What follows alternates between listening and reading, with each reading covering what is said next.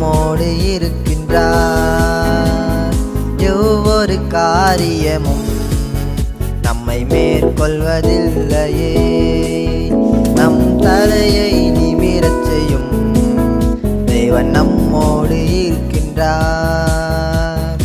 ஒவ்வொரு காரியமும் நம்மை மேற்கொள்வதில்லையே. அல்லேலூயா இம்மானுவேல் தேவன் நம்மோடே. அல்லேலூயா எல் சடாய் தேவன் நம்மோடே. அல்லேலூயா இம்மானுவேல் தேவன் நம்மோடே. அல்லேலூயா எல் சடாய் தேவன் நம்மோடே. நம் தலையை நிமிரச் செய்யும் தேவன் நம்மோடு இருக்கின்றார். ஒவ்வொரு காரியமும் நம்மை மேற்கொள்வதில்லையே.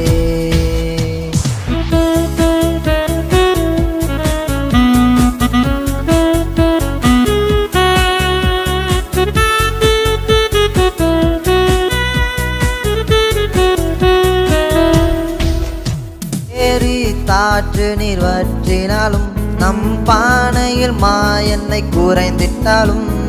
ஏரி தாற்று நீர் வற்றினாலும் நம் பானையில் மாயெண்ணெய் குறைந்திட்டாலும். காகத்தை கொண்டு போஷிக்கும் தேவன் நம்மோடு இருக்கிறார், கலங்கிடாதே. காகத்தை கொண்டு போஷிக்கும் தேவன் நம்மோடு இருக்கிறார், கலங்கிடாதே. அல்லேலூயா இம்மானுவேல் தேவன் நம்மோடே.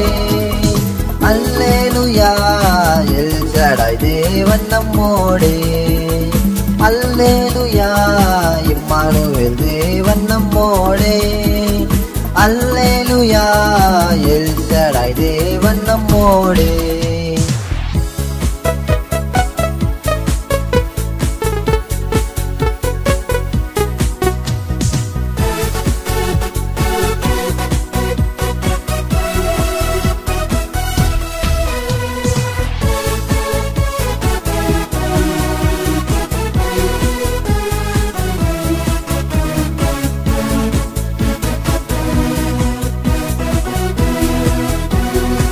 மனிதர்கள் நம்மை ஒதுக்கினாலும் இந்த உலகம் நம்மை கைவிட்டாலும்.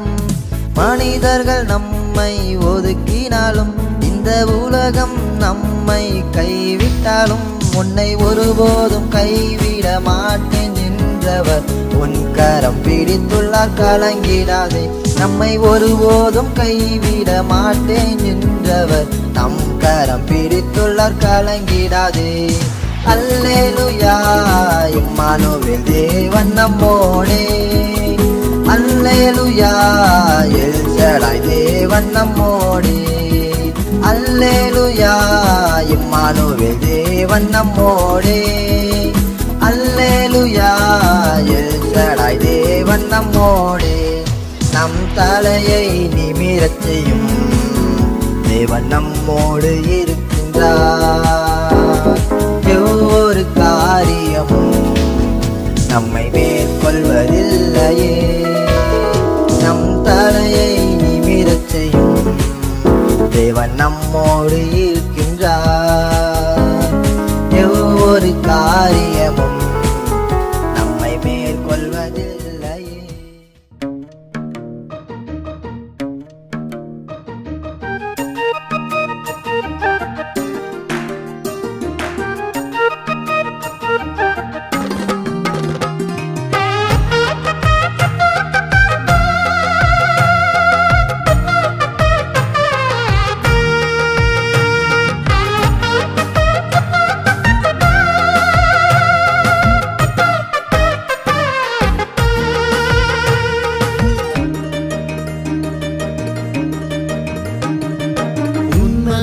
கடவுளுக்கு மாட்சிமை உரித்தாகட்டும்.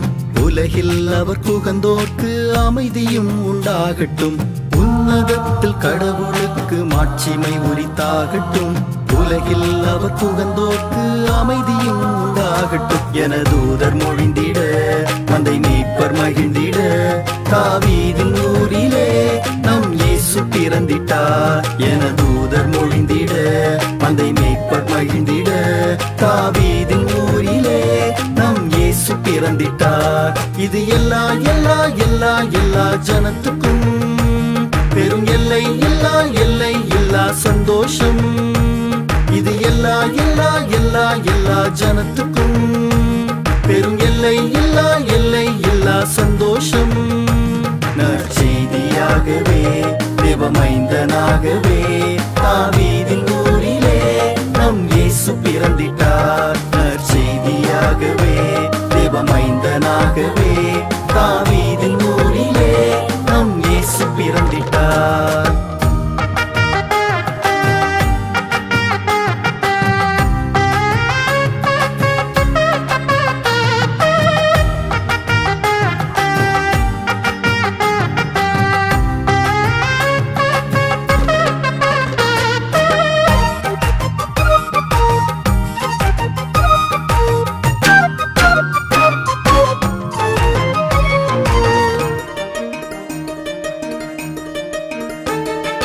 பாவமதை வெறுத்திடவும் பாவிகளை பொறுத்திடவும் பாவ உலகில் தூயவராய் வந்துதித்தே, பரிசுத்தத்தை காத்து கொள்ள கற்று தந்தே. பாவமதை வெறுத்திடவும் பாவிகளை பொறுத்திடவும் பாவ உலகில் தூயவராய் வந்துதித்தே, பரிசுத்தத்தை காத்து கொள்ள கற்று தந்தே. இது எல்லா எல்லா எல்லா எல்லா ஜனத்துக்கும் பெரும் எல்லை இல்லா சந்தோஷம். இது எல்லா எல்லா எல்லா எல்லா ஜனத்துக்கும் பெரும் எல்லை இல்லா சந்தோஷம். நற்செய்தியாகவே தேவமைந்தனாகவே தாவீதின் ஊரிலே நம் இயேசு பிறந்திட்டார். நற்செய்தியாகவே தேவமைந்தனாகவே தாவீதின் ஊரிலே நம் இயேசு பிறந்திட்டார்.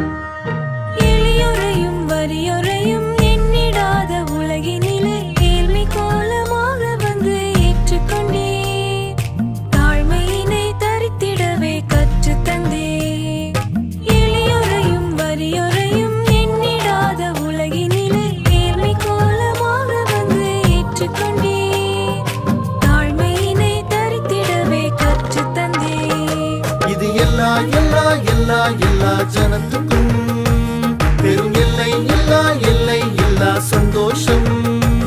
இது எல்லா எல்லா எல்லா எல்லா ஜனத்துக்கும் பெரும் எல்லை இல்லா சந்தோஷம். நற்செய்தியாகவே தேவமைந்தனாகவே தாவீதின் ஊரிலே நம் இயேசு பிறந்திட்டார். நற்செய்தியாகவே தேவமைந்தனாகவே தாவீதின் ஊரிலே நம் இயேசு பிறந்திட்டார்.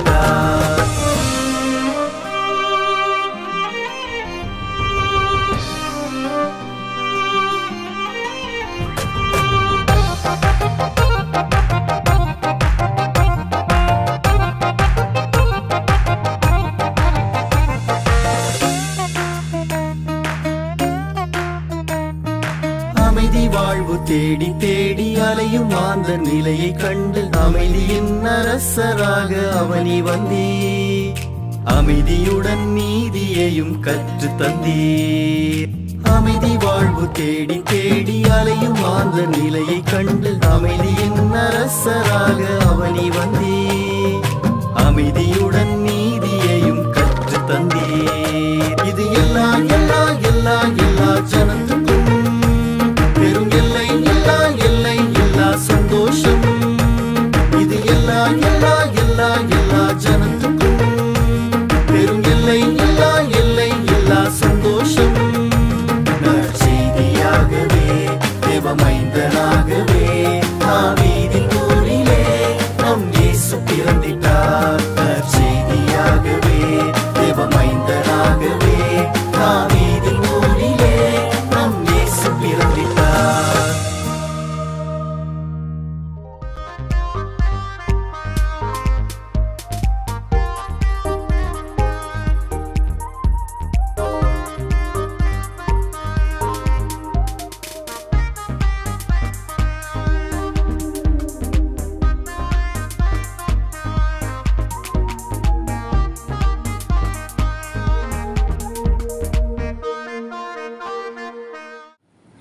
ஆண்டவரும் அருமை இரட்சகருமாகிய இயேசு கிறிஸ்துவுக்கு சதா காலங்களிலும் மகிமை உண்டாவதாக. இந்த நவம்பர் மாத வாக்குத்தத்த செய்தியின் வாயிலாக உங்களை சந்திப்பதில் மிக்க மகிழ்ச்சி அடைகின்றேன். இந்த வாய்ப்பினை எனக்கு அளித்த பிரைஸ் இவாஞ்சலிக்கல் டீம் மினிஸ்ட்ரீஸின் இயக்குனர் பிரதர் செலின் செல்வகுமார் அவர்களுக்கு உள்ளத்தின் ஆழத்திலிருந்து என்னுடைய நன்றியை தெரிவித்துக் கொள்கின்றேன். அத்துடன் இந்நிகழ்ச்சியை ஒளிபரப்பு செய்கின்ற சாரோன் டிவி நிறுவனர் பிரதர் அவர்களுக்கும் என்னுடைய நன்றியை தெரிவித்துக் கொள்கின்றேன். கடந்த 10 மாதங்களாக கர்த்தர் நம்மை கண்மணி போல பாதுகாத்தார். இந்த 11வது மாதத்தின் முதல் நாளிலும் இறைவனிடத்திலிருந்து கிடைக்கின்ற வாக்குத்தத்த செய்திக்காக நாம் காத்திருந்து இந்த ஒரு மாதமும் கர்த்தர் நம்மை எவ்வாறு நடத்துவார், எந்த வாக்கு தத்தத்தின் மூலம் நம்மை நடத்துவார் என்று ஆவலோடு எதிர்பார்த்திருக்கின்ற உங்களுக்கு தேவனுடைய செய்தியை அளிப்பதில் மிக்க மகிழ்ச்சி கொள்கின்றேன். இறை வார்த்தையை நாம் கேட்பதற்கு முன்பாக யாவரும் கண்களை மூடி இறை வேண்டல் செய்வோமாக. நேற்றும் இன்றும் என்றும் மாறாவதராக இருந்து எங்களை வழிநடத்தும் எங்கள் அன்பின் பரலோக தந்தையே, கர்த்தாவே, இந்த நேரத்துக்காக துதிக்கிறோம், ஸ்தோத்தரிக்கிறோம். தகப்பனே, கடந்த 10 மாதங்களாக கர்த்தர் எங்களை கண்மணி போல பாதுகாத்தீர்.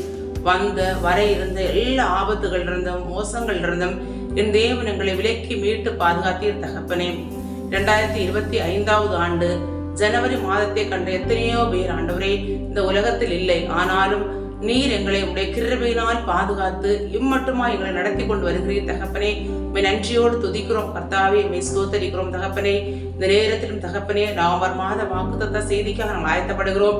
கர்த்தருடைய கிருபை எங்களோடு தங்கி இருக்க வேண்டுமாறு செபிக்கிறேன். தகப்பனே, பேசுகிறோம் நீங்கள் அல்ல, உங்களுக்கு இருக்கும் பரிசுத்த ஆவியானவருக்கு சொன்ன தகப்பனே, நீர் என் வாயோடு இருந்து பேச வேண்டுமாறு கேட்கிறேன். தகப்பனே, இந்த செய்தியை கேட்கிற ஒவ்வொரு பிள்ளைகளுக்கும் தகப்பனே இது ஆசீர்வாதமாய் அமையன். கர்த்தர் இரக்கம் பாராட்ட வேண்டுமாறு செபிக்கிறேன். அப்பா, அவனுடைய வார்த்தை ஆண்டவரே வீணாய் சென்று விடாதபடி அப்பா அது ஆண்டவரே 1, 30, 60, 100 பலன்களை தர என் தேவன் வரத்திலிருந்து நீர் கிருபை செய்ய வேண்டுமாறு செபிக்கிறேன். எங்களை தாழ்த்துகிறோம். நீர் அப்பா மகிமைப்படுவீராக. இயேசுவின் நாமத்தில் செபிக்கிறோம் தந்தையே, ஆமேன். இயேசு கிறிஸ்துவின் நாமத்தினாலே உங்கள் யாவருக்கும் என்னுடைய அன்பின் வாழ்த்துக்களை தெரிவித்துக் கொள்கின்றேன். இந்த நவம்பர் மாதத்திலும் வாக்குத்தத்த செய்திக்காக நாம் தெரிந்து கொண்ட இறை வார்த்தை சங்கீதங்களின் புஸ்தகம் 31ஆம் அதிகாரம் 1வது வசனம். இந்த வசனம் இவ்வாறு சொல்லுகின்றது: கர்த்தாவே, உம்மை நம்பி இருக்கின்றேன். நான் ஒரு காலம் வெட்கமடையாதபடி செய்யும் உமது நீதி நிமித்தம் என்னை விடுவித்தருளும். கர்த்தாவே, உம்மை நம்பி இருக்கின்றேன். பிரியமானவர்களே, 2025வது ஆண்டு ஜனவரி மாதம் முதல் நாம் அநேக வாக்குத்தத்தங்களை 10 மாதங்களாக அநேக வாக்குத்தத்தங்களை நாம் பெற்றிருக்கின்றோம். புது வருட வாக்குத்தத்தம் ஜனவரி மாதம், பிப்ரவரி மாதம் என்று சொல்லி நாம் வாக்குத்தத்தங்களை பெற்றிருக்கின்றோம். அந்த வாக்குத்தத்தங்களை இறைவன் நமக்கு செய்தாரா, செய்யவில்லையா? அநேக நேரங்களிலே நாம் ஒரு எதிர்பார்ப்போடு கடவுளுடைய சமூகத்திலே இருப்போம். அநேக நேரங்களிலே நம்முடைய நம்பிக்கைகள் அற்று போகும். அநேக நேரங்களில் நாம் சோர்ந்து போவோம்.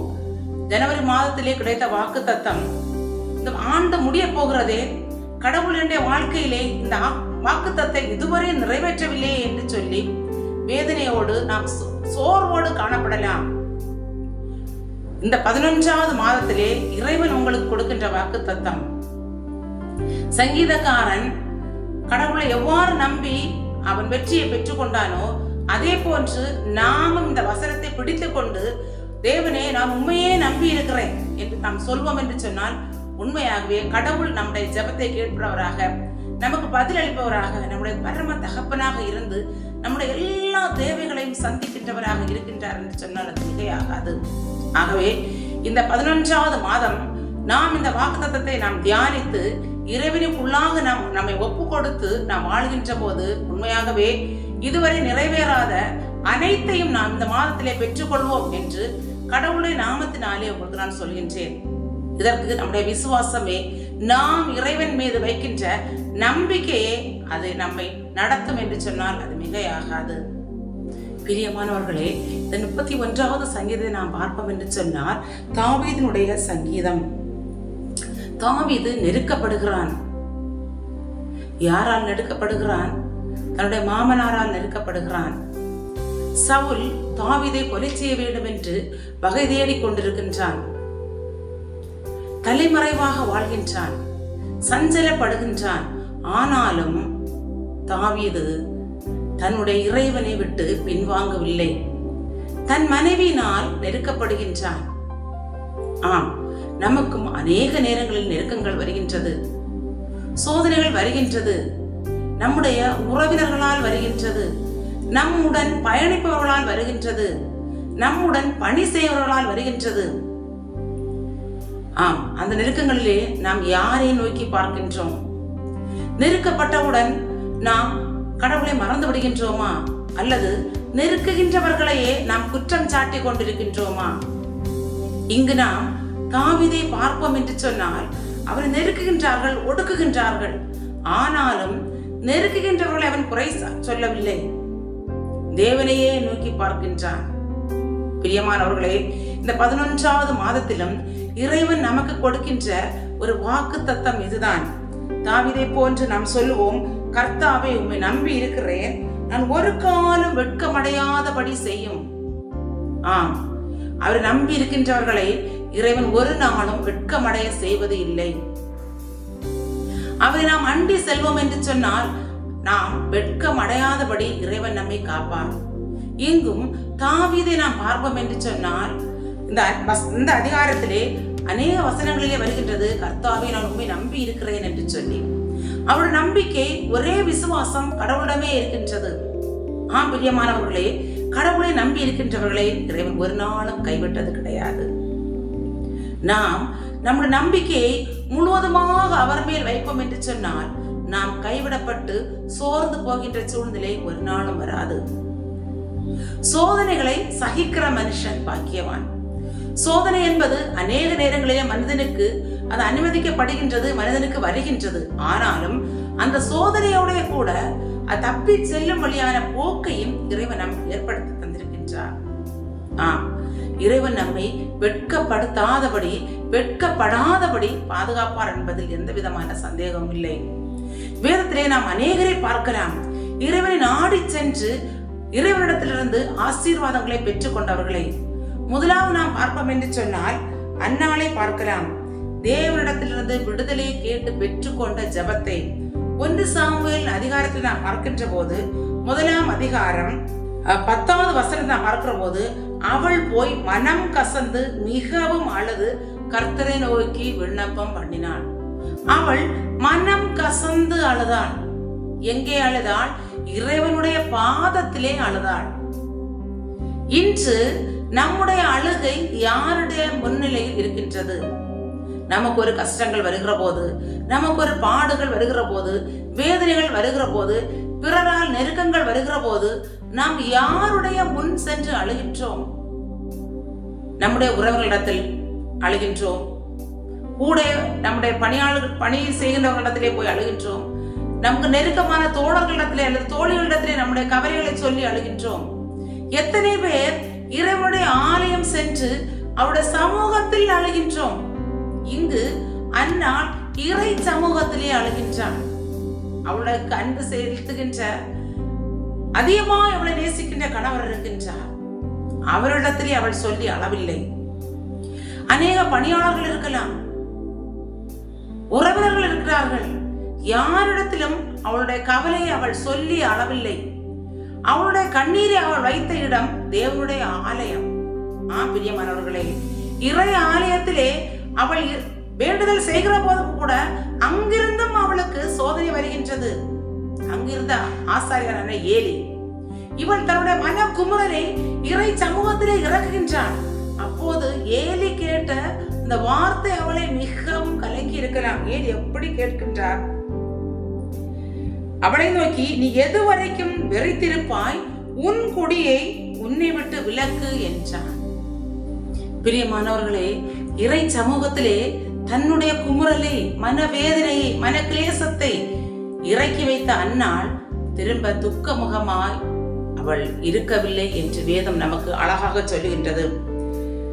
அவள் அழகாக சொல்லுகின்றார் ஏலியிடத்திலே ஒரு பதிலை, நான் கர்த்தருடைய சன்னதியில் என் இருதயத்தை ஊற்றி விட்டேன் என்று சொல்லி. பிரியமானவர்களே, நாம் இறை சமூகத்திலே நம்முடைய வேதனைகளை ஊற்றி விடுகின்றவர்களால் இருக்கின்றோமா? 18வது வசனம் இதைத்தான் சொல்கிறது. அதன் பிறகு அந்நாள் துக்க முகமாய் இருக்கவில்லை என்று சொல்லி நாம் நம்முடைய வேதனைகளை இறை சமூகத்திலே ஊற்றுகின்றோம். சில வேளை அநேக வேளைகளில் ஊற்றி விடுகின்றோம். ஆனாலும் நம்முடைய துக்கம் நம்மை விட்டு மாறுவதில்லை. திரும்பவும் அதை நினைத்து நினைத்து நினைத்தே தான் நாம் கலங்கி கொண்டிருப்போம். அதே தான் திரும்பவும் நாம் பேசிக் கொண்டிருப்போம். நாம் இறைவனிடத்தில் சொல்லிவிட்டேன், எனக்கு பதில் இன்னும் கிடைக்கவில்லை, என்னுடைய வேதனை இன்னும் அதிகமாகத்தான் இருக்கிறது என்று சொல்லி.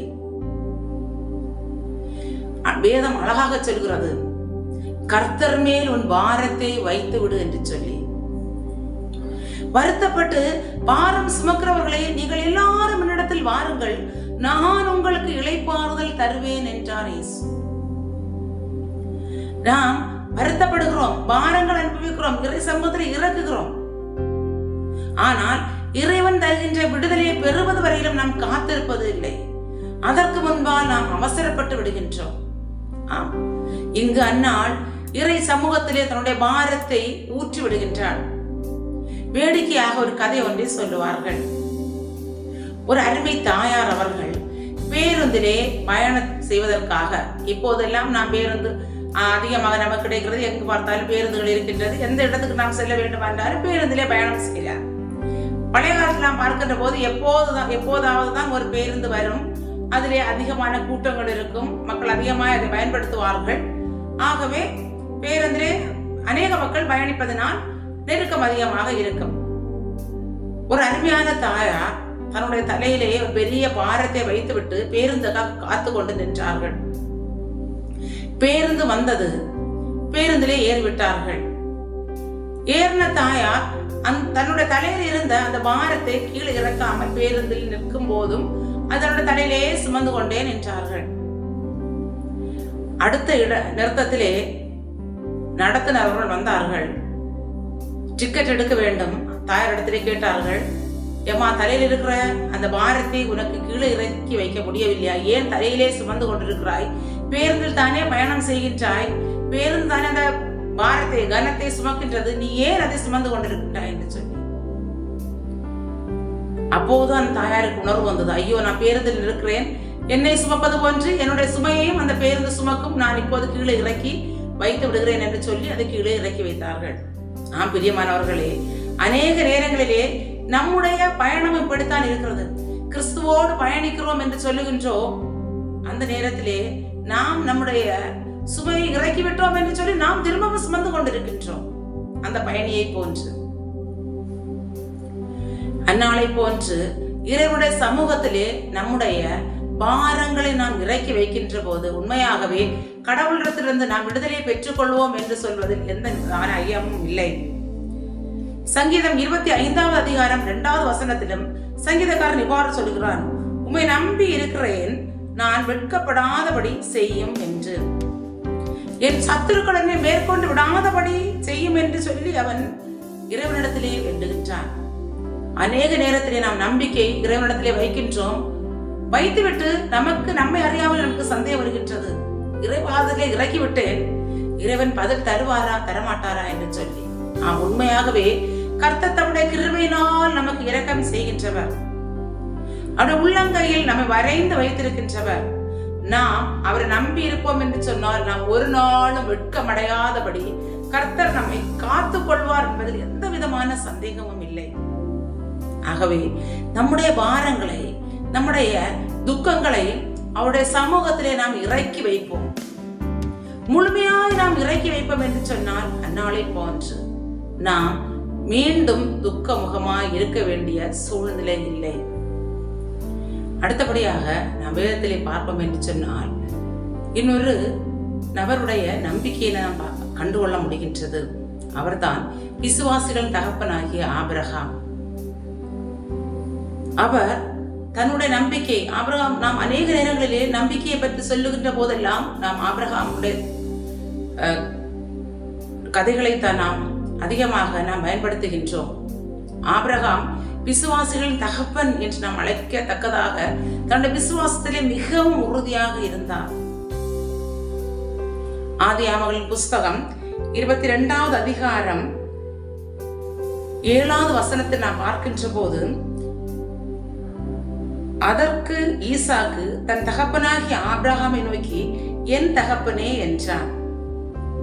அதற்கு அவன், என் மகனே என்றான்.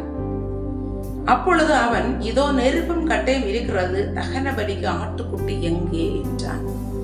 பிரியமானவர்களே, இங்கு அப்பாவும் மகனுமாக சேர்ந்து பலி செலுத்த செல்கின்றார்கள். பலி செலுத்த வேண்டும் என்று சொன்னால் பலி செலுத்தப்படுகின்ற பொருள் கூட கொண்டு செல்ல வேண்டும். இங்கே விறகு இருக்கிறது, நெருப்பு இருக்கிறது, எல்லாம் இருக்கிறது. ஆனால் பலி செலுத்த தேவையான பொருள் இல்லை. ஆபிரகாமுடைய விசுவாசத்தை நாம்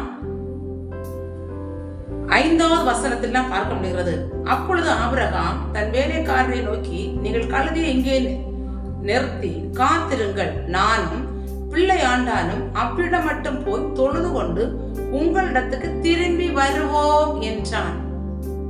அவன் அங்கே திரும்பி வருவேன் என்று சொல்லவில்லை. பிரியமானவர்களே, அந்த வசனத்தில் நாம் பார்க்கிற போது அந்த நம்பிக்கையை நாம் பார்க்க முடிகிறது. ஆபிரகாம், நாங்கள் திரும்பி வருவோம் என்று சொல்லுகின்றார்.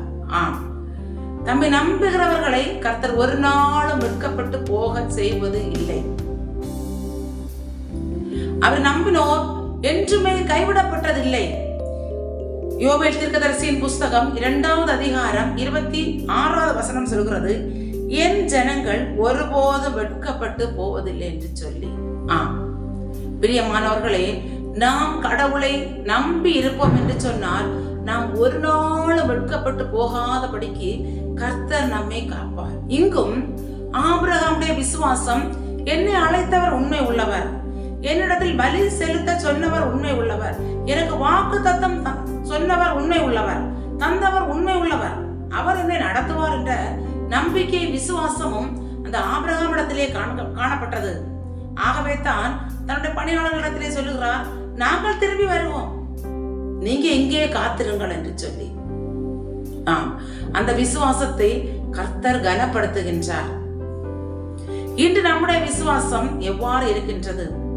நாம் இறைவனிடத்திலே அந்த விசுவாசத்தோடு இருப்போம் என்று சொன்னால் நாம் வெட்கப்படாதபடிக்கு அவர் காத்துக்கொள்ள வல்லவராய் இருக்கின்றார். மலையேற்று பயணம் நடைபெற்றது. அநேகர் அந்த மலையேற்று பயணத்திலே கலந்து கொண்டார்கள். மலையேற்று பயணம், அவர்கள் மலைகளிலே ஏறி பாறைகளை எல்லாம் கடந்து ஒரு மிகப்பெரிய மலையின் மேல் ஏறி நின்று கொண்டார்கள். எல்லா இடங்களையும் சுற்றி பார்த்து விட்டார்கள். திரும்ப அவர்களுக்கு கீழே இறங்கி வர வேண்டும். கீழே இறங்கி வருகின்ற பொழுது மழை வந்துவிட்டது. அவர்களால் திரும்பவும் கீழே வர இயலவில்லை. அநேக சிறு பிள்ளைகள், பெரியவர்கள், வயதானவர்கள் அதிலே மாட்டிக்கொண்டு விட்டார்கள். எப்படியாவது அவர்களை கீழே இறக்கி கொண்டு வர வேண்டும் என்று சொல்லி கீழே நிற்கின்ற மக்கள் எல்லாம் முற்பட்டு கொண்டே இருக்கிறார்கள், பிரயாசப்பட்டு கொண்டிருக்கின்றார்கள். எப்படியாவது அவர்களை எந்தவித காயமும் இல்லாமல் கீழே இறக்கி கொண்டு வர வேண்டும். அவர்கள் அழைத்து வருவதற்கு அநேகர் கீழே காத்துக் கொண்டிருக்கின்றார்கள். மக்களை எப்படியாவது கீழே இறக்கி கொண்டு வர வேண்டும் என்று சொல்லி தீயணைப்பு துறை எல்லாம் அழைக்கப்பட்டது. வலைகள் எல்லாம் விரித்தார்கள். எப்படியாவது அவர்களை கீழே எந்த காயம் இல்லாமல் கொண்டு வர வேண்டும் என்று சொல்லி மலையிலிருந்து கீழே இறக்கி கொண்டு வருவதற்கு அனைத்து நடவடிக்கைகளையும் எடுத்துக் கொண்டிருந்தார்கள். கயர்களை மேலே போட்டு விட்டார்கள். கீழே வலைகளை கட்டிக்கொண்டு ஒருவேளை தவறி விழுந்தால் எந்த காயம் விடாமல் மக்களை காப்பாற்ற வேண்டும் என்று சொல்லி காத்து கொண்டிருக்கின்றார்கள். ஒவ்வொருவராக கயர்களை பிடித்துக் கொண்டு இறங்கிக் கொண்டே இருக்கின்றார்கள்.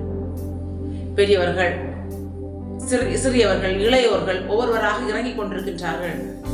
ஒரு சிறுவன் மாத்திரம் நான் இறங்க மாட்டேன் என்று சொல்லி அந்த பாறையின் மேலே அடம் பிடித்துக் கொண்டிருக்கின்றான். கீழே இருக்கின்ற காவல்துறையினருக்கும் மீட்பு படையினருக்கும் என்ன செய்வதென்றே புரியவில்லை. உடனடியாக தங்களுடைய உயர் அதிகாரி அழைத்தார்கள். அவர் வந்துவிட்டார். அவர் இப்போது வந்து அந்த வலையை பிடித்துக் கொண்டிருக்கின்றார். சிறுவன் சொல்கின்றான், நான் இந்த கயிற்றை பயன்படுத்த மாட்டேன், நான் கீழே இறங்க மாட்டான், நான் மேலே தான் இருப்பேன், உங்களிடத்தில் எனக்கு நம்பிக்கையே இல்லை என்று சொல்லி அவன் மேலேயே நிற்கின்றான். உயர் அதிகாரி வந்துவிட்டு சொன்னார், இப்போது இந்த வலையை என்னுடைய கையிலே தாருங்கள், நான் அவனை கீழே இறக்குகிறேன் என்று சொல்லி. அப்போ அவர் சொன்னார்கள், அவன் இறங்கவே மாட்டேன் என்று சொல்லி மேலே அடம்பிடித்துக் கொண்டிருக்கிறான். அவனை நம்ம எப்படி கீழே இறக்குவது என்று எங்களுக்கு தெரியவில்லை, பயமாக இருக்கின்றது, சிறு குழந்தையாக தவிர இருக்கின்றான் என்று சொல்லி. அப்போ அந்த அதிகாரி சொன்னார், இல்லை, நீங்க பயப்பட வேண்டிய தேவையே இல்லை, அந்த கயிற்றை என்னுடைய கையிலே தந்து விடுங்கள், அவன் இப்போது இறங்கி விடுவான் என்று சொல்லி. அதே போன்று அவருடைய கரத்திலே அதை கொடுத்தார்கள், அந்த வலையை எல்லாம் சேர்த்து. அவர் பிடித்துக் கொண்டார். சிறுவனிடத்திலே சொன்னார், நீ குதித்து விடு, நான் உன்னை பிடித்துக் கொள்கிறேன் என்று சொல்லி. இவர் சொன்ன அந்த அடுத்த வினாடி சிறுவன் கீழே குதித்து விட்டார். அவனை பத்திரமாக மீட்டு விட்டார்கள். பிரியமானவர்களே, இப்போ அந்த காவல்துறையினர் எல்லாரும் சிறுவனை சூழ்ந்து கொண்டு கேட்கின்றார்கள், நாங்கள் எவ்வளவோ நேரம் முன்னே கெஞ்சி கொண்டே இருந்தோம், நீங்களே குதித்து விடு குதித்து விடு குதித்து விடு என்று சொல்லி. நீ குதிக்கவில்லை, கயறு வழியாக நீ இறங்கு என்று சொன்னோம், நீ அதிலேயும் இறங்கவில்லை, இப்போது நீ குதித்து விட்டாய், ஏன் குதித்தாய் என்று சொல்லி. அப்போதுதான் அந்த சிறுவன் பதிலளித்தான், இப்போது என்னை குதிக்க சொன்னது என்னுடைய தந்தை. என்னோட தந்தை என்னை கீழே போட்டுவிட மாட்டார் என்ற நம்பிக்கை, விசுவாசம் எனக்கு இருந்தது. ஆகவே தான் என்னோட தந்தை சொன்னதும் நான் குதித்து விட்டேன் என்று சொன்னார். பிரியமானவர்களே, இறைமகன் இயேசு கிறிஸ்து நமக்காக தன்னுடைய இரத்தத்தை சிலுவையிலேயே கொடுத்தார். நம்மை மீட்கும்படியாக, நம்முடைய பாவங்களுக்காக, நம்முடைய அக்கிரமங்களுக்காக, எல்லாவற்றுக்காகவும் அவர் அடிக்கப்பட்டார், நொறுக்கப்பட்டார். பிரியமானவர்களே, நம்முடைய விசுவாசம், நம்முடைய நம்பிக்கை முழுவதுமாக இன்று இயேசு கிறிஸ்துவின் மேல் இருக்கின்றதா? அவரை நாம் முழுமையாக விசுவாசிக்கின்றோமா, நம்புகின்றோமா? நவம்பர் மாதம் முடித்து டிசம்பர் மாதத்திலே கிறிஸ்துமஸ் பண்டிகைக்குள்ளாக நாம் செல்கின்றோம். கிறிஸ்து பிறந்ததை கொண்டாடுகின்றோம். நம்முடைய விசுவாசம், நம் பிறந்ததிலிருந்து இதுவரையிலும் நம்முடைய விசுவாசம் யார் மேல் இருக்கின்றது? பெற்றோர் மேல் இருக்கின்றதா, அல்லது நம்முடைய தொழில் மேல் இருக்கின்றதா, நம்முடைய பணியின் மேல் இருக்கின்றதா, நம்முடைய நண்பர்கள் மேல் இருக்கின்றதா, நம்முடைய சகோதரங்கள் மேல் இருக்கின்றதா? யார் மேல் நம்முடைய நம்பிக்கையை வைத்து நாம் நம்முடைய நாட்களை கடத்தி கொண்டிருக்கின்றோம்? உண்மையாகவே நாம் இயேசு கிறிஸ்துவை நம்பி அவர் மேல் நம்முடைய விசுவாசத்தை வைத்திருப்போம் என்று சொன்னால், எந்த சோதனைகள் வந்தாலும், எந்த வேதனைகள் வந்தாலும், கிறிஸ்தவ வாழ்க்கை என்பது பஞ்சமத்தையோ மலர்படிக்கையோ அல்ல. சோதனைகள் உண்டு, வேதனைகள் உண்டு, கஷ்டங்கள் உண்டு. எல்லாவற்றையும் தாங்கி நம்மை தப்புவிப்பதற்கு அவர் நல்லவராகவே வல்லவராகவே நம்மோடு இருக்கின்றார். ஆபிரகாம் விசுவாசிகள் தகப்பன் நாம் சொல்கின்றோமே, தந்தை இடத்திலே மகன் கேட்ட கேள்வி, எல்லாம் இருக்கிறதாப்பா, பலிக்கான பொருள் அங்கே. அப்போது தந்தை நொறுங்கி இருப்பார், உடைந்திருப்பார். ஆனாலும் அவருடைய விசுவாசம் அவரை விட்டு மாறவில்லை. கர்த்தர் தனக்கு கொடுத்த சுதந்திரம், அந்த சுதந்திரத்தை காப்பாற்ற அவர் வல்லவர். ஆகவே அந்த இறைவனை விட்டு மனம் மாற, அந்த விசுவாசத்தை விட்டு மனம் இறங்கி கீழே வர அவருடைய மனம் ஒத்துக்கொள்ளவில்லை.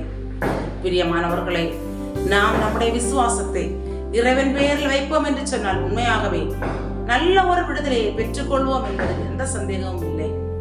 இயேசு கிறிஸ்துவை அன்று நமக்கு மிஷனரிகள் அளித்தார்கள். நம்முடைய மூதாதையர்கள் கிறிஸ்துவை ருசித்தார்கள். இந்த நவம்பர் மாதம் முதல் ஞாயிற்றுக்கிழமையிலே அகில உலக ஓய்வுநாள் பாடசாலை நாம் சிறப்பாக கொண்டாடுகின்றோம்.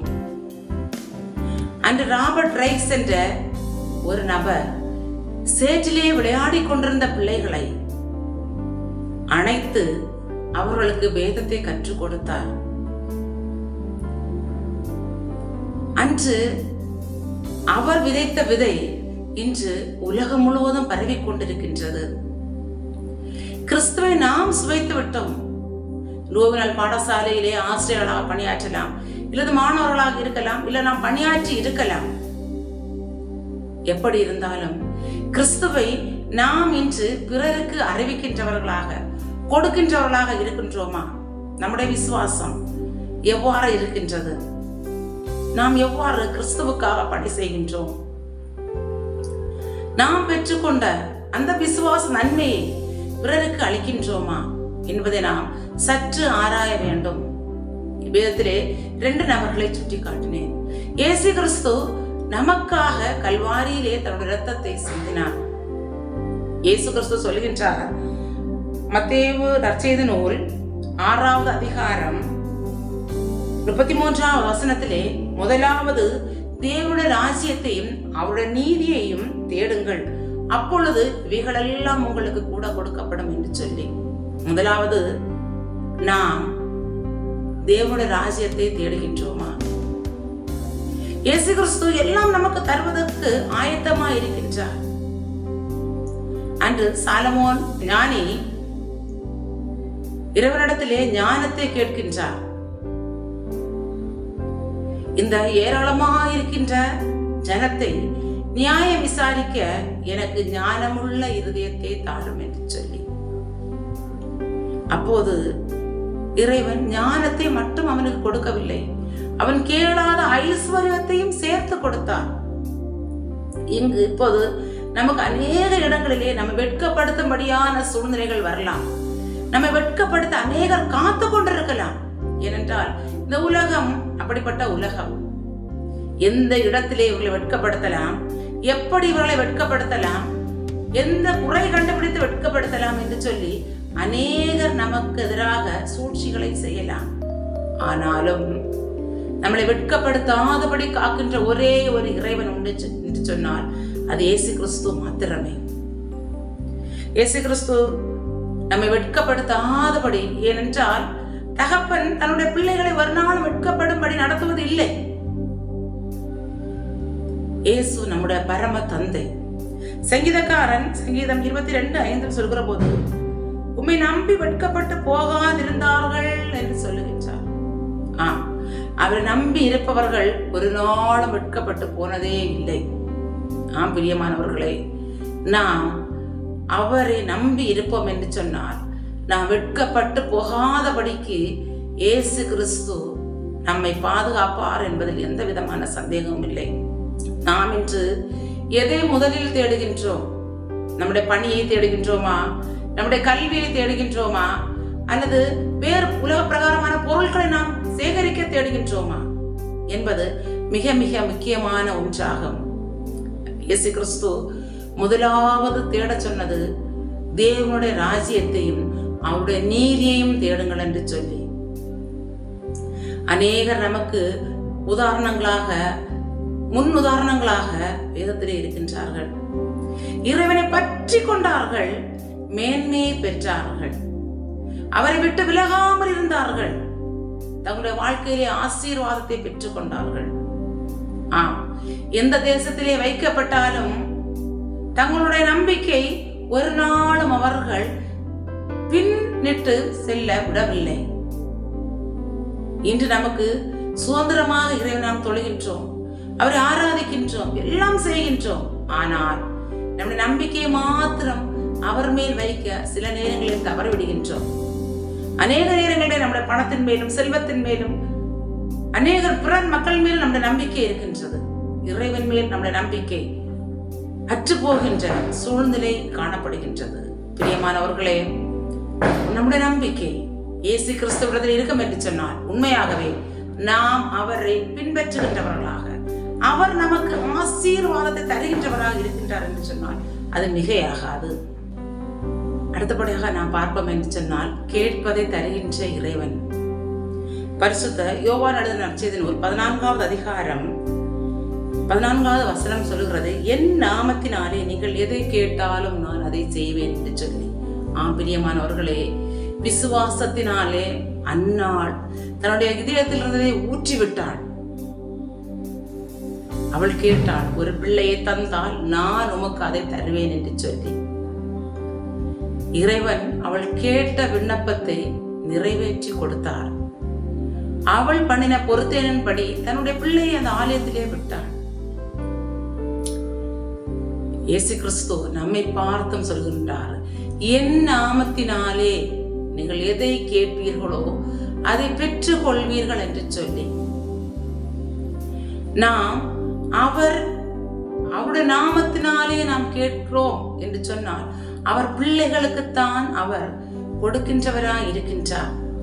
அவர் நம்மிடம் எதிர்பார்ப்பது அவர் விரும்புகின்றவற்றை நாம் செய்ய வேண்டும் என்று சொல்லி. இயேசு கிறிஸ்து விரும்புகின்றதை நாம் செய்கின்றோமா? இன்று அநேக நேரங்களிலே நமக்கு இயேசு கிறிஸ்து விரும்புகிறதை செய்வதற்கு நமக்கு விருப்பங்கள் குறைந்து காணப்படுகின்றது. இயேசு கிறிஸ்து அவருடைய பிள்ளைகள் நாம் சொல்கின்றோம், ஆனால் உண்மையிலேயே இயேசு கிறிஸ்து என்ன நம்மிடத்தில் எதிர்பார்க்கின்றாரோ அதை நாம் செய்கின்றோமா என்று சொன்னால் இல்லை. அநேக நேரங்களிலே நாம் அவர் சொற்படி கேட்பதற்கு தவறி விடுகின்றோம். இயேசு கிறிஸ்து நம்மிடத்தில் எதிர்பார்க்கின்ற நல்ல குணங்களை, ஆவியின் கனிகளை நாம் தரித்துக் கொண்டிருக்கின்றோமா? பிறர் என்று சொன்னால் நம்மிடத்தில் பொறுமை இல்லை, அதற்கு பதில் 4 சொல்லிவிடுகின்றோம். அன்பு இருக்கிறது என்று சொன்னால் அது இல்லை. ஆவியின் கனிகளை தரித்தவர்களாக, அவர் நம்மில் எதிர்பார்க்கின்ற கனிகளை நாம் தரித்தவர்களாக, அவரிலே விசுவாசம் உள்ளவர்களாக நாம் காணப்படுகின்றோமா? கிறிஸ்துமஸ் பண்டிகைக்கு நாம் ஆயத்தப்படுகின்றோம். நாம் நமக்கு எவ்வளவு துணிமணிகளை எடுக்க வேண்டும், எவ்வாறு நம்முடைய செலவுகளை செய்ய வேண்டும் என்று திட்டமிடுகின்றோம். நம்முடைய அயலாகத்தார் அல்லது நம்முடைய தெருவிலே இருப்போர் எத்தனை பேர் ஒரு நேரம் ஆகாரம் இல்லாமல் தவித்துக் கொண்டிருக்கின்றார்கள். அவர்களுக்கு உணவளிக்க நாம் ஆயத்தமா? லூக்கா நற்செய்தி நூல் 4ஆம் அதிகாரத்திலே இயேசு கிறிஸ்து நாசரேத் ஊரிலே வந்து ஆலயத்திலே வாசித்த ஏசாயா தீர்க்கதரிசியின் அந்த புஸ்தகத்தினுடைய பகுதி கொடுக்கப்பட்டுள்ளது. இருதயம் நறுங்குண்டவர்களை குணமாக்கவும், சிறைப்பட்டவர்களுக்கு விடுதலையும், குருடருக்கு பார்வையை பிரசித்தப்படுத்தவும், நொறுங்குண்டவர்களை விடுதலையாக்கவும், கர்த்தருடைய அனுக்கிரக வருஷத்தை பிரசித்தப்படுத்தவும் என்னை அனுப்பினார் என்று எழுதியிருக்கிற இடத்தை அவர் கண்டு. இன்று நாம் இப்படிப்பட்ட மக்களை ஆதரிக்க தயாரா? பிற நாட்களில் முடியாவிட்டாலும் பண்டிகை காலங்களிலே தேவை இருப்போருக்கு நாம் உதவி செய்ய ஆயத்தமா இருக்கின்றோமா? இவாஞ்சலிக்கல் டீம் நாம் பார்ப்போம் என்று சொன்னால், இன்று அநேகருக்கு, நோயில் அவதியுற்றோருக்கு, படிப்பிலே படிக்க இயலவில்லை என்று சொல்லி உதவிக்கரம் நீட்டுகின்றவர்களுக்கு உதவி செய்ய ஆயத்தமா இருக்கிறது, உதவி செய்து கொண்டு வருகின்றது. அநேகர் இருந்தும் உதவி செய்ய மனமற்றவர்களாய் இருக்கின்றார்கள். உண்மையாகவே இறைவனுடைய விருப்பம் நீ உள்ளதில் உனக்கு இருப்பதில் பிறனுக்கு பகிர்ந்து கொடு என்றுதான். அன்று சாரிபாத் ஒரு விதவை தனக்கு இருந்தது ஒரே ஒரு பிடி மாவுதான், ஆனாலும் அந்த மாவிலே முதலாவது அடையை சுட்டு திருக்கனுக்கு கொடுக்கின்றாள். உண்மையிலேயே அந்த பஞ்சகாலம் முழுவதும் அவள் போஷிக்கப்படுகின்றாள். இன்று நம்முடைய அயலகத்தாருக்கு, நம்மோடு இருப்பவருக்கு நாம் எதை பகிர்கின்றோம்? இயேசு கிறிஸ்து இதைத்தான் சொல்லுகின்றார், நீ உன்னிடத்தில் இருப்பதை முதலாவது கொடு. நாம் அப்படி பகிர்வோம் என்று சொன்னால் உண்மையிலேயே ஆசீர்வாதத்தை பெற்றுக் கொள்வோம் என்பதில் எந்த விதமான சந்தேகமும் இல்லை. இதை இறைவன் விரும்புகின்றார். பிறருக்கு உதவி செய்வதை இறைவன் விரும்புகின்றார். அது இறை விருப்பமாகவும் இருக்கின்றது. பரிசுத்த மத்தேயு நற்செய்தி நூல் 25ஆம் அதிகாரம் 40வது வசனம் இதைத்தான் சொல்லுகிறது. அதற்கு ராஜா பிரதியுத்தரமாக, மிகவும் சிறியவராகிய என் சகோதரரான இவர்களில் ஒருவனுக்கு நீங்கள் எதை செய்தீர்களோ அதை எனக்கே செய்தீர்கள் என்று மெய்யாகவே உங்களுக்கு சொல்லுகிறேன் என்று சொல்லுகின்றார். பிரியமானவர்களே, மிகவும் சிறியவராகியவர்களுக்கு நாம் உதவுகின்ற போது உண்மையாகவே பரலோகத்திலே நாம் அதற்குடைய பலனை மிகுதியாய் பெற்றுக்கொள்வோம் என்பதில் எந்த விதமான சந்தேகமும் இல்லை. நம்முடைய உதவி இன்று எவ்வாறு இருக்கின்றது? நாம் எவ்வாறு தேவையில் இருக்கின்ற மக்களுக்கு உதவி செய்கின்றோம்? நம்முடைய உதவி பிறருக்கு, பிறருடைய தேவைக்கு உதவுகின்றதா இருக்கின்றதா? இதுதான் பசியாயிருந்தேன், அப்பொழுது இடது பக்கத்தில் இருப்பவர்களை பார்த்து சபிக்கப்பட்டவர்களை, பசியாயிருந்தேன் நீங்கள் எனக்கு போஜனம் கொடுக்கவில்லை, தாகமாயிருந்தேன் நீங்கள் என் தாகத்தை தீர்க்கவில்லை. அப்போது அவர்கள் கேட்கிறார்கள், நீங்கள் எப்போது தாகமாயிருந்தீர்? எப்போது பசியாயிருந்தீர்? எப்போது தேவையிருந்தீர்? எங்களுக்கு தெரியவில்லையே தேவையில் இருந்தீர் என்று அறிந்தால் நாங்கள் கொடுத்திருப்போமே என்று சொல்லி. பிரியமானவர்களே, பிறர் கொடுக்கட்டும், அவர்கள் கொடுக்கட்டும், இவர்கள் கொடுக்கட்டும் என்று நாம் இருந்து விடாதபடி நம்மிடத்தில் இருப்பதை நாம் பிறருக்கு கொடுப்போம். இன்று அநேகர் கொடுப்பதற்கு மிகவும் வேதனைப்படுகின்றார்கள். அநேக உதாரணங்களை சொல்லலாம். கொடுக்க வேண்டும் என்று சொல்லி ஒரு அறிவிப்பை கொடுத்து விட்டோம் என்று சொன்னால் நாம் ஏன் கொடுக்க வேண்டும், எதற்காக கொடுக்க வேண்டும் என்று சொல்லி கேள்விகளை கேட்கின்ற ஒரு கூட்டம் இருக்கிறது. அதே நேரத்திலே தேவை என்று அறிவிப்பு கொடுக்கிற போது தாங்களாகவே முன்வந்து கொடுக்கக்கூடிய மக்கள் அநேகர் இருக்கின்றார்கள். அப்படி இருக்கின்றவர்களுக்கு கடவுளுடைய ஆசீர்வாதம். உண்மையாகவே தேவையில் இருக்கின்ற ஒருவர் ஆண்டவரிடத்தில் முறையிடுகின்றார். ஆண்டவருடைய என்ற தேவை யார் மூலமாவது நீங்கள் சந்தியுங்கள் என்று சொல்லி அந்த நபர் நாம ஒருவேளை இருப்போம் என்று சொன்னால் உண்மையாகவே நமக்கு அதனுடைய பலன் பரலோகத்திலே உண்டு. அநேக நேரங்களில் நாம் பிறருடைய தேவையில் சந்திக்கணும். எப்படி என்று சொன்னால் அவர்கள் நமக்கு திரும்ப அந்த தொகையை அல்லது பொருளை திரும்ப நமக்கு கொடுப்பார்கள் என்ற ஒரு நம்பிக்கை நமக்கு இருக்கும் என்று சொன்னால் அவர்களுக்கு மாத்திரம் நாம் உதவி செய்ய ஆயத்தமாக இருக்கின்றோம். அது பிரதிபலன் நமக்கு வராது என்று சொன்னால் உதவி செய்வதற்கு நாம் தயங்குகின்றோம். அப்படி அல்ல. தேவை இருக்கின்ற மக்கள், எளியோர்கள், நலிவுற்ற மக்களுக்கு நாம் உதவுகிற போது அவர்களால் நமக்கு திருப்பி அளிக்க இயலாது. ஆனாலும் வேதம் சொல்கிறது, ஏழைக்கு இறங்குகிறவன் கர்த்தருக்கு கடன் கொடுக்கிறான் என்று சொல்லி. நாம் ஏழைகளுக்கு இறங்குகிற போது உண்மையாகவே கடவுளிடத்திலிருந்து நாம் பிரதிபலனை பெற்றுக் கொள்வோம் என்பதில் எந்த சந்தேகமும் இல்லை. ஆகவே பண்டிகை காலத்திலே எல்லா இடங்களிலும் நவம்பர் மாதம் ஆகிவிட்டால் கேரள் தொடங்கிவிடும். பண்டிகைக்கான உற்சாகங்கள் ஆரம்பித்துவிடும். செலவுகள் அதிகமுள்ள மாதம் தான் டிசம்பர் மாதம். ஆனாலும் இருப்பதிலே நாம் ஏழைகளுக்கு என்று கொடுக்கின்ற போது உண்மையாகவே கடவுளுடையத்திலிருந்து நாம் ஆசீர்வாதத்தை பெற்றுக்கொள்வோம் என்பதில் எந்த விதமான சந்தேகமும் இல்லை. கர்த்தர் நல்லவர் என்பதை ருசித்து பாருங்கள். அவர் மேல் நம்பிக்கையாயிருக்கிற மனுஷன் பாக்கியவான். நான் கொடுத்து ருசித்திருக்கிறேன், ஆகவேதான் உங்களிடமும் அதை சொல்லுகிறேன்.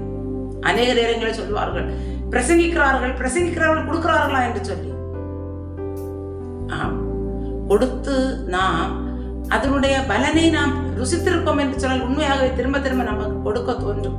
பிறரை கொடுப்பதற்கு நாம் ஊக்கப்படுத்த நமக்கு தோன்றும்.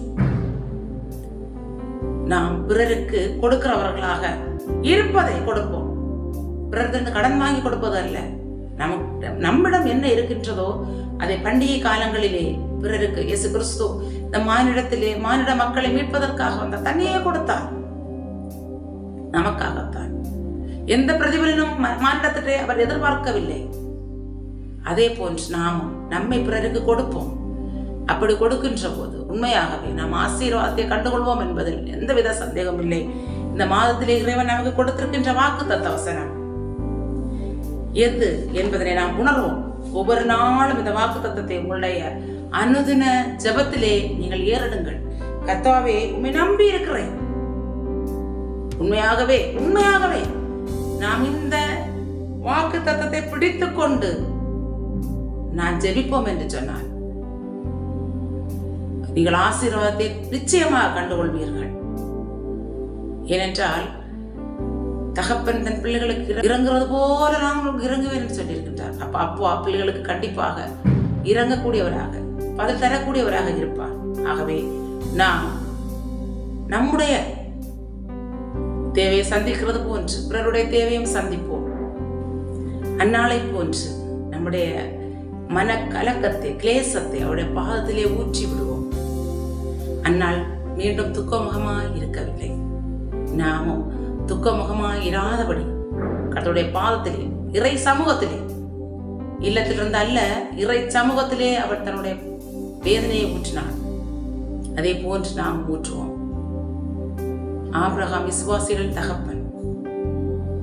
அவருடைய விசுவாசம் மிகப்பெரிய விசுவாசம்.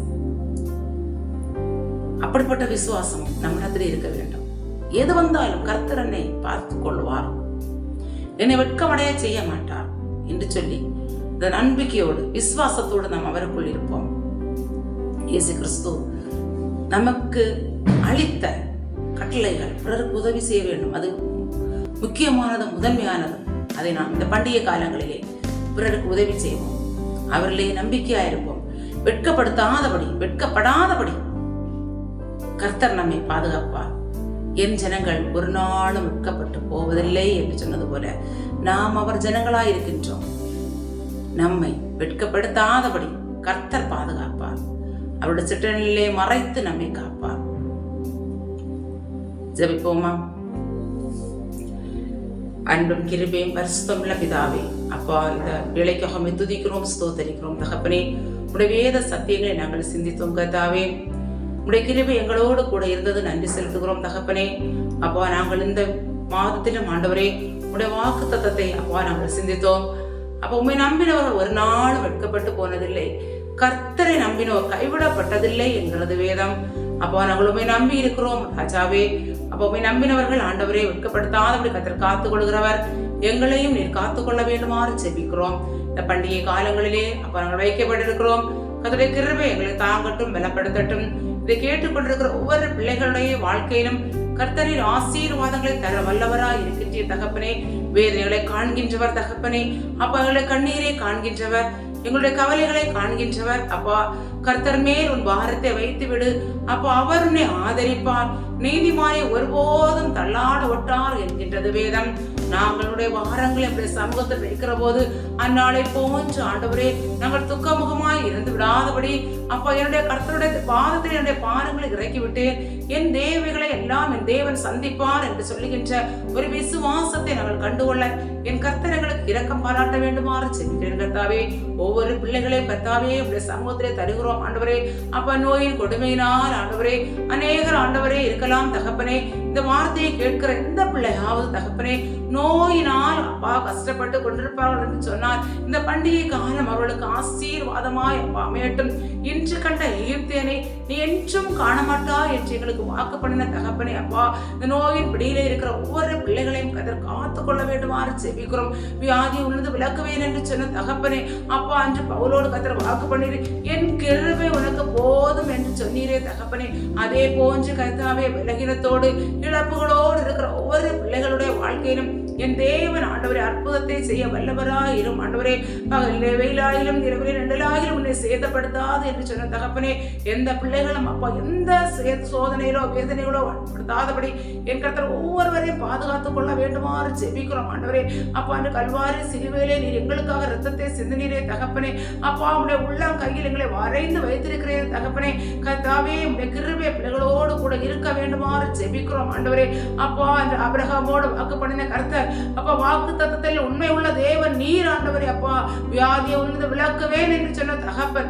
அப்ப எந்த பிள்ளைகளாவது வியாதியோடு இருப்பார்கள் என்று சொன்னார் அவருடைய வியாதிகளை கர்த்தர் மாற்றி போட வேண்டுமாறு ஜெபிக்கிறோம் ஆண்டவரே.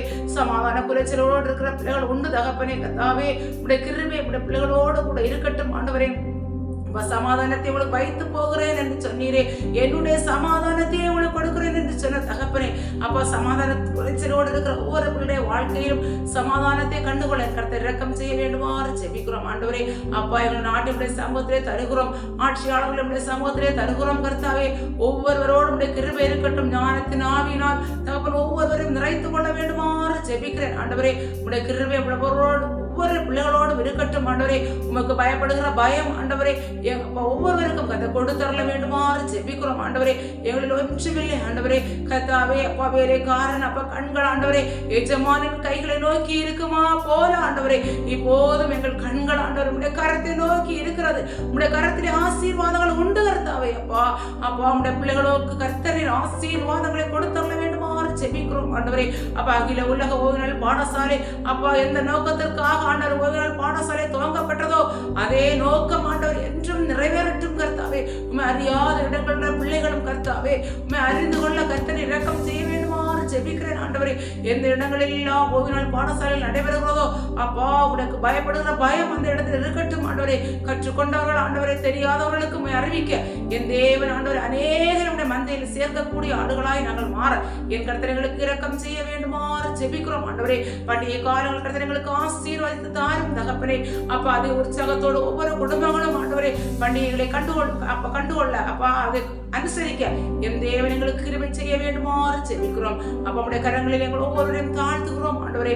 நாங்கள் கேட்ட செய்தி ஆண்டவரே அப்பா 1 30 60 100 பலனை ஆண்டவரே கர்த்தரே பரத்திலும் ஜீவாய் தர வேண்டுமாறு ஜெபிக்கிறோம் ஆண்டவரே. உம்முடைய வசனம் ஒரு நாளும் வீணாய் திரும்பினது இல்லை ஆண்டவரே. அப்பா நீர் உடைய வசனத்தில் கர்த்தரின் கிரியை செய்வீராக அப்பா. எங்களை தாழ்த்துகிறோம் அப்பா. உடைய சமூகத்தில் எங்களை தருகிறோம். மீதன நேரம் எங்களோடு தங்கிடும். இயேசுவின் நாமத்தில் ஜெபிக்கிறோம் நல்ல தந்தையே, ஆமென். என் ஆத்துமாவே கர்த்தரை ஸ்தோத்திரி, என் முழு உள்ளமே பரிசுத்த நாமத்தை ஸ்தோத்திரி. என் ஆத்துமாவே கர்த்தரை ஸ்தோத்திரி, கர்த்தர் செய்த சகல உபகாரங்களை மறவாதே. ஆமென். கிறிஸ்துவுக்குள் மிகவும் பிரியமானவர்களே, நாம் இறை செய்தியை கேட்டோம். இந்த இறை செய்தி அளிக்கும்படியான வாய்ப்பினை எனக்கு அளித்த பிரதர் செலில் செல்வகுமார் அவர்களுக்கு மனமார்ந்த நன்றியை தெரிவித்துக் கொள்கின்றேன். அத்துடன் இதனை எடிட் செய்கின்ற சகோதரருக்கும் இதனை ஒளிபரப்பு செய்கின்ற சாரோன் டிவிக்கும் என்னுடைய மனமார்ந்த நன்றியை தெரிவித்துக் கொள்கின்றேன். கிறிஸ்துதாவே நம் ஒவ்வொருவரையும் ஆசீர்வதிப்பாராக. ஆமென்.